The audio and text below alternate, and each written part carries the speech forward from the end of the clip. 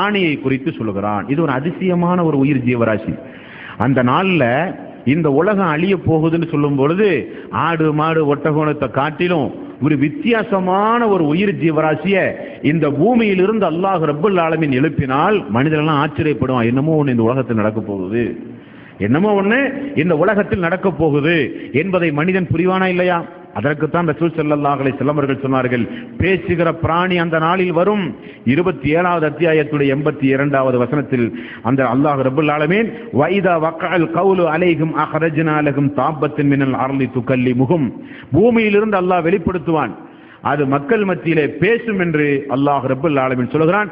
அது குறித்து ரசூல் ஸல்லல்லாஹு அலைஹி வஸல்லம் அவர்கள் அதிகமான எந்த தகவலை நமக்கு சொல்லல. அடுத்து 6வது உள்ள அதிசயம் யாரு? தஜ்ஜால்.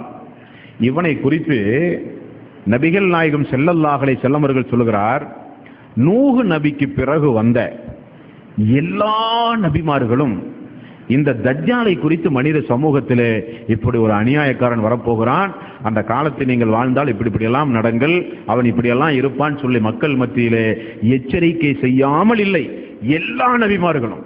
ஏன்னா அவன் வந்து அந்த 40 நாள் அவ்வளவு பெரிய அநியாயங்களை செய்ய போறான், நிறைய மக்களுடைய ஈமானை அவன் பறிக்க போறான். அந்த சம்பவங்கள் எல்லாம் அவன் பார்க்க போறோம். அப்போ எல்லா நபிமார்களும் இந்த மனித சமூகத்தில் இவனை குறித்து நினைவுபடுத்தி இருக்கிறார்கள் என்று நபிகள் நாயகம் ஸல்லல்லாஹு அலைஹி வஸல்லம் அவர்கள் சொன்னார்கள். ஒவ்வொரு முஸ்லிமும் தொழும் பொழுது அல்லாஹும்ம இன்னி அஊது பிக்க மின் அதாபில் கபர், அல்லாஹும்ம இன்னி அஊது பிக்க மின் மஸீஹித் தஜ்ஜால், தஜ்ஜாலுடைய தீங்கிலிருந்து யா அல்லாஹ் உன்னிடம் நாங்கள் பாதுகாப்பு தேடுகிறோம் என்று துஆ செய்றோமா இல்லையா? குழப்பம் செய்கிற தஜ்ஜாலுடைய கொடுமைகளிலிருந்து தீங்குகளிலிருந்து பாதுகாப்பு தேடுகிறோம் என்று தொழுகையில் ரசூல் ஸல்லல்லாஹு அலைஹி வஸல்லம் அவர்கள் துஆ செய்யக்கூடிய அளவுக்கு ஒரு கொடுமைக்காரன் உண்டு என்றால் அது இந்த தஜ்ஜாலாகத்தான் இருக்க முடியும். ரசூல் ஸல்லல்லாஹு அலைஹி வஸல்லம் அவர்கள் சொன்னார்கள், கஹ்ஃப் அத்தியாயத்தினுடைய முதல் பகுதியை நீங்கள் மனப்பாடம் செய்து கொள்ளுங்கள். எதற்கு? தஜ்ஜாலுடைய காலம் நீங்கள் வாழக்கூடிய காலத்திலே வந்தால் அவனுடைய தீங்கிலிருந்து நீங்கள் பாதுகாப்பு பெறுவதற்கு கஹ்ஃபுடைய முதல் பகுதி அத்தியாயத்தை நீங்கள் மனனம் செய்து கொள்ளுங்கள் என்று ரசூல் ஸல்லல்லாஹு அலைஹி வஸல்லம் அவர்கள் சொன்னார்கள். அன்பார்ந்த சகோதரர்களே, அதே போல ஆதம் அலைஹிஸ்ஸலாத்து வஸ்ஸலாம் அவர்கள் படைக்கப்பட்ட நாளிலிருந்து மறுமை நாள் வரை மிகப்பெரிய ஒரு விஷயம் இந்த உலகத்திலே உண்டு என்றால் அது தஜ்ஜாலுடைய விஷயம்தான் ரசூல் ஸல்லல்லாஹு அலைஹி வஸல்லம் அவர்கள் சொல்கிறார்கள். அப்ப இந்த தஜ்ஜாலை குறித்து அல்லாஹ்வுடைய தூதர் ஒரு சில முன்னறிவிப்புகளை, அவனுடைய நடவடிக்கை, அவன் எப்படி இருப்பான், அவன் ஒரு 40 நாள் இந்த உலகத்திலே வாழும் பொழுது அவன் என்னென்ன வேலைகளை செய்வான் என்பதையெல்லாம் ரசூல் ஸல்லல்லாஹு அலைஹி வஸல்லம் அவர்கள் நமக்கு சொல்லுகிறார்கள். அதை குறித்து இந்த இடத்தை பார்க்க போறோம். தஜ்ஜால்ங்கிற எந்த பகுதியை சார்ந்தவனா இருப்பான்? தஜ்ஜால் என்பவன் எந்த கோத்திரத்தை எந்த பகுதியை சார்ந்தவனாக இருப்பான் என்று ரசூல் ஸல்லல்லாஹு அலைஹி வஸல்லம் அவர்கள் சொல்லும் பொழுது கஸ்பஹான் என்ற பகுதியில் உள்ள யூதர்களில் ஒருவனாகத்தான் அந்த தஜ்ஜால் புறப்பட்டு வருவான். கஸ்பஹான் என்ற பகுதியில் உள்ள யூதர்களில் ஒருவனாகத்தான் அந்த தஜ்ஜால் புறப்பட்டு வருவான் என்று நபிகள் நாயகம் ஸல்லல்லாஹு அலைஹி வஸல்லம் அவர்கள் குறிப்பிட்டார்கள். அவனுடைய முகபாவனை எல்லாம் எப்படி இருக்கும்? அவனுடைய வலது ஒரு கண் குருடா இருக்கும். அவனுடைய வலது ஒரு கண் குருடா இருக்கும். அதுக்காக வேண்டி யாரையாவது குருடனை பிடிச்சி நம்ம தஜ்ஜால் சொல்லக்கூடாது. இன்னும் ரசூல் ஸல்லல்லாஹு அலைஹி வஸல்லம் நிறைய விவரங்களை சொல்றாங்க. வலது கண் அவனுக்கு 2 கண்ணில் வலது ஒரு கண் குருடா இருக்கும். எப்படி குருடா இருக்கும்? காய்ந்த திராட்சையை போல மிக மிக சின்னதா இருக்கும் வலதுல உள்ள ஒரு கண். அவனுடைய இடது கண் எப்படி இருக்கும் அப்படின்னா பச்சை நிற கண்ணாடி கற்களை போல பளபள என்று மின்னக்கூடிய வகையில அவனுடைய இடது கண் இருக்கும். 3வது ரசூல் ஸல்லல்லாஹு அலைஹி வஸல்லம் அவர்கள் சொல்லும் பொழுது அந்த இடது கண் வலது கண் ஊனமா இருக்குமா இல்லையா, அந்த கண்ணுக்கு கீழ் அவனுடைய மூக்கை ஒட்டி ஒரு சதை துண்டு பதிந்திருக்கும் என்றும் ரசூல் ஸல்லல்லாஹு அலைஹி வஸல்லம் அவர்கள் அவனுடைய முகபாவனையை குறித்து நமக்கு சொல்லித் தருகிறார்கள். 4வது அவருடைய நெற்றி பகுதி சிறிது விசாலமாக பறந்திருக்கும் என்றும் ரசூல் ஸல்லல்லாஹு அலைஹி வஸல்லம் அவர்கள் சொல்கிறார். 5வது அவனுடைய 2 கண்ணுக்கும் மத்தியில் காஃபிர் என்று எழுதப்பட்டிருக்கும். அல்லாஹுவால் காஃபிர் என்று எழுதப்பட்டிருக்கும். அதை ரசூல் ஸல்லல்லாஹு அலைஹி வஸல்லம் அவர்கள் ஒரு கட்டத்திலே சொல்கிறார், முஃமினான அடியார்களும் அவர்களுக்கு அரபு தெரிந்தாலும் சரி, தெரியாவிட்டாலும் சரி, எல்லா மூமினானவர்களும் பார்த்து தெரிகிற அளவுக்கு அந்த வாசகத்தை அல்லாஹ் ரப்பல் ஆலமீன் அமைத்திருப்பான் என்றும் நபிகள் நாயகம் ஸல்லல்லாஹு அலைஹி வஸல்லம் அவர்கள் அவனை குறித்து சொல்கிறார்கள். இனி அவன் எப்படி கருப்பா இருப்பானா, சிவப்பா இருப்பானா?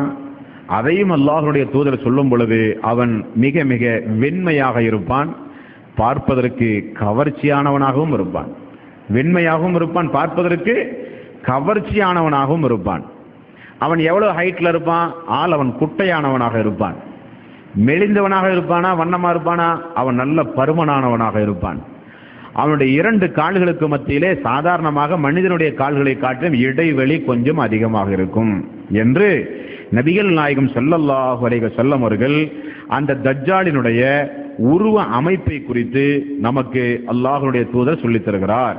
அதே போல அவனுடைய தலைமுடியை ரசூல் ஸல்லல்லாஹு அலைஹி வஸல்லம் அவர்கள் சொல்லும் பொழுது அவனுடைய தலைமுடியை பின்புறத்திலே நீங்கள் பார்த்தால் அது ஒரு அலை அலையாக இருப்பதை போல அவனுடைய தலைமுடியும் அவனுக்கே உரித்தான அழகில் அவனுக்கு இருக்கும் என்று ரசூல் ஸல்லல்லாஹு அலைஹி வஸல்லம் அவர்கள் சொன்னார். இது அவனுடைய உடல் அமைப்பு முறை. முடி பின்னாடி பார்த்தா அலை அலையா இருக்கும், நெத்தி கொஞ்சம் பறந்து இருக்கும், 2 கண்ணுக்கு மத்தியில காஃப்ர்னு எழுதப்பட்டிருக்கும், வலது கண் குருடா இருக்கும், இடது கண் பச்சை நிற கல்லை போல பல வளர்ந்து மின்னக்கூடியதாக இருக்கும், முகம் வெண்மையா இருக்கும், வலது கண்ணுக்கு கீழே சின்ன ஒரு தலை தொட்டு மூக்கு பாதத்தை ஒட்டி இருக்கும். ஆள் வெண்மையாக இருப்பான், குள்ளனாக இருப்பான், வண்ணமாக இருப்பான். இதுதான் தஜ்ஜாலுடைய தோற்றம். நீங்க கற்பனை பண்ணி பார்த்துக் கொள்ளலாம்.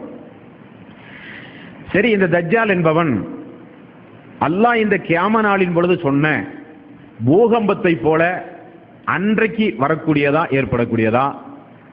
புகை அல்லாஹ் வானத்திலிருந்து அந்த 10 அடையாளங்களில் ஒன்றாக ஏற்படும் பொழுது வானத்திலிருந்து கொண்டு வருவேன்னு சொல்றான். அந்த மாதிரி இந்த தஜ்ஜால் அந்த உலக அழிவு நாளின் பொழுது ஈசா நபி இறங்குவதை போல வானத்திலிருந்து வர்றான் அவன் அன்றைக்கு மட்டும்? அல்லது அன்றைக்கு தான் அவன் எங்கேயாவது பிறக்கிறானா அப்படின்னு சொன்னா, தஜ்ஜாலை பொறுத்தவரையில் அவன் என்றைக்கோ அவன் படைக்கப்பட்டு குறிப்பிட்ட ஒரு பகுதியில் யஜூஜ் மஜூஜ் என்ற அழிச்சாட்டி கூட்டத்தை அல்லாஹ் பாதுகாத்து வைத்திருப்பதை போல அல்லாஹ் அவனை பாதுகாத்து வைத்திருக்கிறான். அவன் என்றைக்கோ படைக்கப்பட்டாச்சு தஜ்ஜால் என்பவன். தஜ்ஜால் என்பவன் படைத்தவன் பல வருடங்கள் ஆகிவிட்டது. அல்லாஹ் படைச்சு அவன் ஒரு பகுதியில் வச்சிருக்கிறான். சரி, இது இந்த கியாம நாளின் அறிகுறியாக இருக்கக்கூடிய அந்த நாள்ல அவன் வருவான். அந்த நாள்ல இருக்கிற மக்கள் தானே அவனை பார்ப்பாங்க. சஹாபாக்கள் யாராவது தஜ்ஜாலை பார்த்திருக்கிறாங்களா?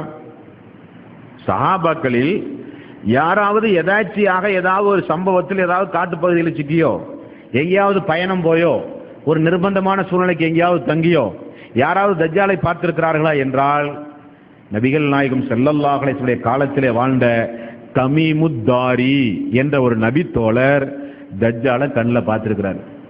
யாரு? தமீமுத்தாரி என்கிற ஒரு நபி தோழர். நபிகள் நாயகம் ஸல்லல்லாஹு அலைஹி வஸல்லம் அவர்கள் சொல்லும் பொழுது நாம் அதை நம்பித்தான் ஆக வேண்டும். இந்த தமீமுத்தாரி என்பவர் கிறிஸ்தவ மார்க்கத்தில் இருக்கும் பொழுது 30 நபர்களோடு சேர்ந்து கடலிலே பயணம் செய்து கொண்டிருந்தாராம். மிகப்பெரிய ஒரு புயல் காற்று அடித்ததாம். அப்பொழுது அந்த கப்பலில் இருக்கிற ஒரு சிறிய தோணியில் உணவுப் பொருள்களையும் குடிக்கின்ற தண்ணீரையும் எடுத்துக்கொண்டு ஒரு தீவுக்குள் சென்றார்களாம். அந்த தீவில் போய் இறங்கிய உடனே பேசுகின்ற ஒரு மிருகத்தை பார்த்தார்களாம். அதனுடைய பெயர் ஜஸ்ஸாசா என்பது அதனுடைய பெயர். இந்த ஜஸ்ஸாசா என்கிற இந்த பிராணி தமீமுத்தாரியையும் அந்த மக்களையும் பார்த்த உடனே சொன்னதாம், இந்த தீவில் ஒரு மனிதன் உண்டு, அவனை நீங்கள் பார்த்துவிட்டு செல்லுங்கள் என்று சொன்னதாம். உடனே தமீமுத்தாரி அந்த தீவிலே இருக்கிற அந்த மனிதனை போய் பார்த்தாராம். அப்பொழுது அந்த தஜ்ஜால் எப்படி இவர்களுக்கு காட்சியளித்தான் என்று ரசூல் ஸல்லல்லாஹு அலைஹி வஸல்லம் அவர்கள் சொல்லும் பொழுது, அவனுடைய 2 கால்கள், அவனுடைய 2 கைகள், அவனுடைய கழுத்து பகுதி, அவனுடைய இடுப்பு பகுதியோடு மார்பு பகுதியோடு சேர்ந்து சங்கிலியால் கெட்டப்பட்டு அவன் நின்று கொண்டிருந்தான். அப்பொழுது அந்த தஜ்ஜால் என்பவன் இந்த தமீமுத்தாரி மக்களை பார்த்து, நீங்கள் எல்லாம் அரபிகளா என்று கேட்டானாம். ஆம், நாங்கள் எல்லாம் அரபிகள் என்று அவன் பதில் சொன்னானாம். அப்பொழுது அவர் கேட்டாராம், பைசான் என்ற இடத்தில் இருக்கின்ற தோட்டங்களில் பகுதிகளில் பேரித்தங்கடிகள் எல்லாம் நல்ல விளைச்சல் தருதா அப்படின்னு கேட்டானாம். அப்ப தமீமுத்தாரி சொன்னாராம், ஓ நல்ல விளைச்சல் தருத, அது ஒரு காலத்தில் விளைச்சல் இல்லாமல் போகும் என்று சொன்னானாம். அதே போல சூகர் என்ற நீரூற்றிலிருந்து இந்த சூகர் என்கிற ஆற்றிலிருந்து மக்கள் எல்லாம் குடிநீர் அருந்தி விவசாயம் செய்கிறார்களா அப்படின்னு கேட்டாங்க. ஓ, செய்து கொண்டிருக்கிறார்களே என்று தமீமுத்தாரி பதில் சொன்னாராம். மூன்றாவதவன் கேட்கிறான், உம்மி நபி எழுதாத படிக்காத ஒருவர் அரபு நாட்டில் நபி என்று சொல்லிக் கொண்டிருக்கிறார், அந்த பகுதியில் நீங்க வாழ்ந்துட்டு இருக்கிறீர்கள்? ஆமா, அவங்க தான் வாழ்ந்துட்டு இருக்கிறோம். அவருக்கும் அரபு பேசக்கூடிய மக்களுக்கு மத்தியில் என்ன நிலை இப்ப இருக்குது அப்படின்னு கேட்கலாம். அப்ப இந்த தமீமுத்தாரி சொல்றார், அரபு பேசுகிற மக்கள் அவரை எதிர்த்து போர் செய்கிறார்கள். அப்ப இவன் திருப்பி கேட்கிறான், அப்ப அந்த உம்மி நபி அந்த போரில்